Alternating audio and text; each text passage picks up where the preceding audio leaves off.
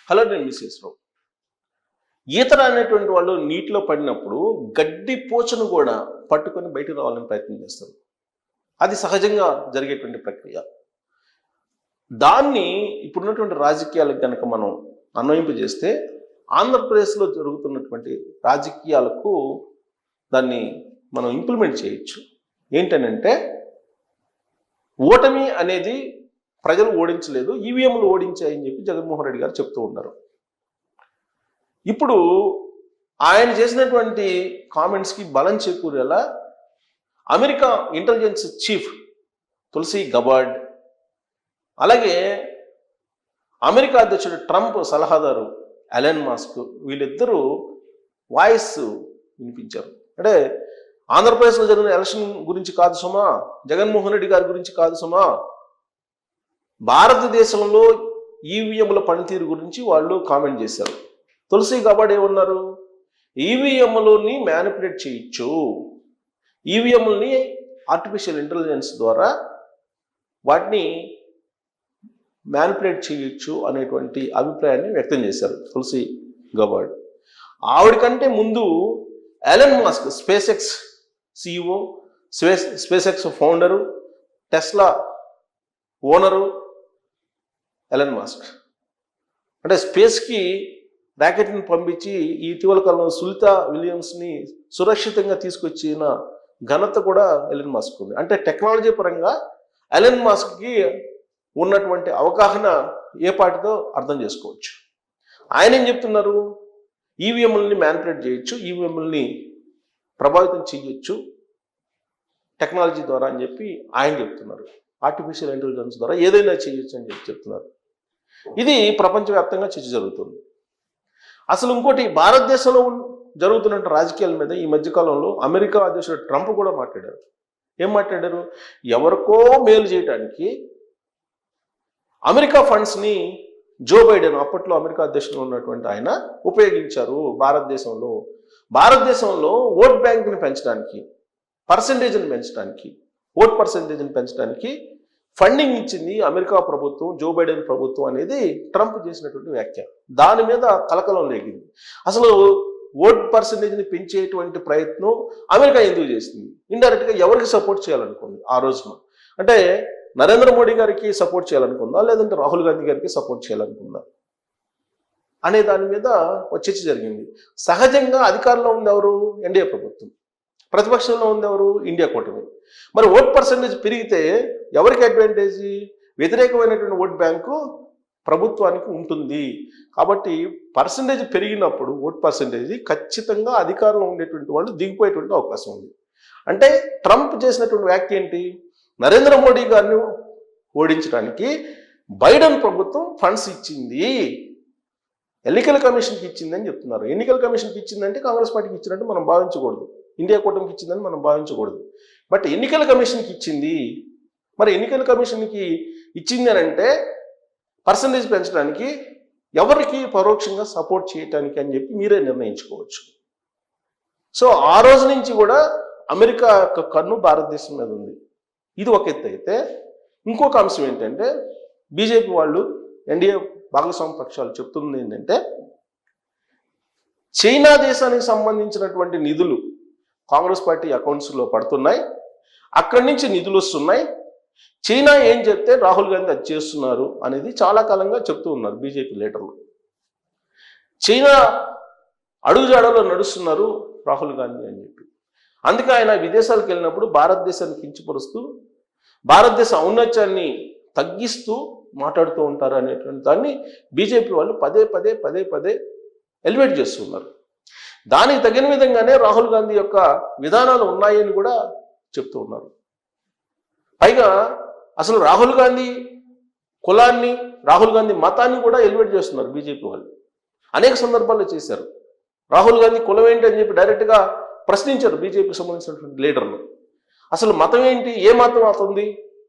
దేవాలయాలకు వెళ్ళాడు కదా, కుంభమేళాకి వెళ్ళలేదు కదా, మరి ఆయన ఏం మతం అని చెప్పేసి బీజేపీ వాళ్ళు ప్రశ్నిస్తూ ఉన్నారు. అంటే ఆయన ఒక విదేశస్తుడిగా, విదేశీ మూలాలు ఉన్నటువంటి లీడర్గా, ఆయనకంటూ ఒక కులం లేదు, ఒక మతం అనేది విదేశాల నుంచి డంప్ అయింది, కాబట్టి మీరు ఆయన్ని లీడర్గా గుర్తించొద్దు అనేటువంటి యాంగిల్లో ప్రొజెక్ట్ చేస్తూ ఉన్నారు బీజేపీ లీడర్లు. దాని తగ్గట్టు ఆయన ఈ మధ్యకాలంలో ఇస్తున్నటువంటి స్టేట్మెంట్స్ ఏంటి? 370 ఆర్టికల్ 370ని నేను రద్దు చేస్తాను, మళ్ళా 370ని రివోక్ చేస్తాను అని చెప్పి చెబుతున్నారు. కాశ్మీర్కి 370 ద్వారా, ఆర్టికల్ 370 ద్వారా స్వయం ప్రతిపత్తి లభించింది. అక్కడ పాకిస్తాన్ జెండా అలాగే ఇండియా జెండా రెండు ఎగరేసేటువంటి వెసులుబాటు కల్పించారు అప్పట్లో. అలాంటి చట్టాన్ని రద్దు చేయడానికి స్వాతంత్రం వచ్చిన తర్వాత ఇంతకాలం పట్టింది. నరేంద్ర మోడీ గారు దాన్ని రద్దు చేశారు. మళ్ళీ దాన్ని పెడతాను అని చెప్పి అంటారు రాహుల్ గాంధీ గారు. రిజర్వేషన్లకు సంబంధించి 50%కి పెంచకూడదని చెప్పి రాజ్యాంగంలో చెప్పు ఉంటే, రాజ్యాంగాన్ని సవరించైనా సరే 50% పరిమితిని ఏదైతే ఉందో దాన్ని తొలగించేస్తాను, కులాల ప్రాతిపదికన నేను రిజర్వేషన్ కల్పిస్తానని చెప్పి అంటారు. ఇప్పటికే రిజర్వేషన్ల కారణంగా భారతదేశం నష్టపోయిందని చెప్పి భావించేటువంటి సెక్షన్స్ ఉన్నాయి. అందుకే రిజర్వేషన్ని సమీక్షించాలి అనేటువంటి డిమాండ్ నడుస్తున్నటువంటి తరుణంలో రాహుల్ గాంధీ చెప్తున్నారు ఆ 50% లిమిట్స్ని తీసేస్తానని చెప్పి చెప్తున్నారు. సో ఇలాంటి కామెంట్స్ బీజేపీ వాళ్ళు ఏదైతే రాహుల్ గాంధీ గారి మీద చెప్తున్నారో వాటిని నమ్మేలాగా కనిపిస్తూ ఉన్నాయనేటువంటి అభిప్రాయం ఉంది చాలా మందిలో కూడా. సో ఇలాంటి పరిస్థితుల్లో ఇప్పుడు ఈవీఎంల ప్రస్తావన వచ్చింది.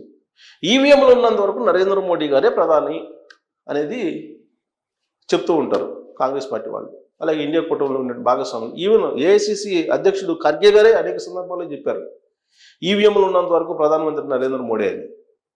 అంటే ఈవీఎంలు ఎంత ప్రభావితం అవుతున్నాయి, ఈవీఎంలను ఎలా మార్చేస్తున్నారు, ఈవీఎంలను ఎలా ట్యాంపరింగ్ చేస్తున్నారు అని చెప్పి కాంగ్రెస్ పార్టీ చెప్తుంది నరేంద్ర మోడీ గారు బీజేపీ మీద. మరి దీన్నే ఈవీఎంల అంశాన్ని జగన్మోహన్ రెడ్డి గారు తీసుకున్నారు.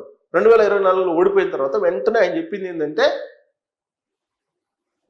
ఈవీఎంలని మార్చేశారు, నా దగ్గర ఆధారాలు లేవు, ఢిల్లీలో పెద్దలు ఉన్నారు, కానీ నేనైతే నిరూపించలేను అని చెప్పారు. అంటే ఈవీఎంల మీద ఆరోపణ చేశారు, అనుమానం వ్యక్తం చేశారు.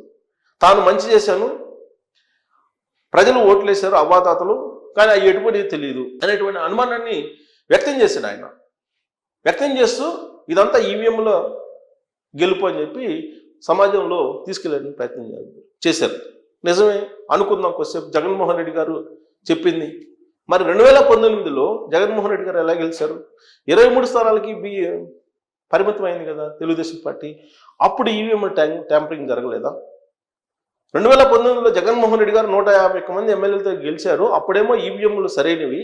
2024లో 11 మంది ఎమ్మెల్యేలకు పరిమితం అయ్యారు, ఇప్పుడేమో ఈవీఎంల ట్యాంపరింగ్ అంటున్నారు. మరి జగన్మోహన్ రెడ్డి గారు చెప్పింది అప్పుడు చెప్పింది నమ్మాలా, ఇప్పుడు చెప్పింది నమ్మాలా అని అంటే, ఇప్పుడు చెప్పిన దానికి అమెరికాలో ఉండేటువంటి వాయిస్ కూడా తోడైంది. సో దాంతో ఆయన ఏమనుకుంటున్నాడు, ప్రజలు ఓట్లేశారు కానీ ఈవీఎంలే గెలిపించే కూటమిని అని అంటున్నారు. అంటే ఇప్పటికే ఆయన ఒక అభిప్రాయంతో ఉన్నారు, తాను చేసినటువంటి మంచి బతికే ఉంది, ప్రజలు తనకే ఓటేస్తారు అని. అంటే ఆయన చేసినటువంటి ఇచ్చినటువంటి హామీలను తప్పినటువంటి అంశం కానీ, ఆయన పరిపాలన ఉన్నటువంటి లోపాలను కానీ సవరించుకోవట్లేదు, సమీక్షించుకోవట్లేదు.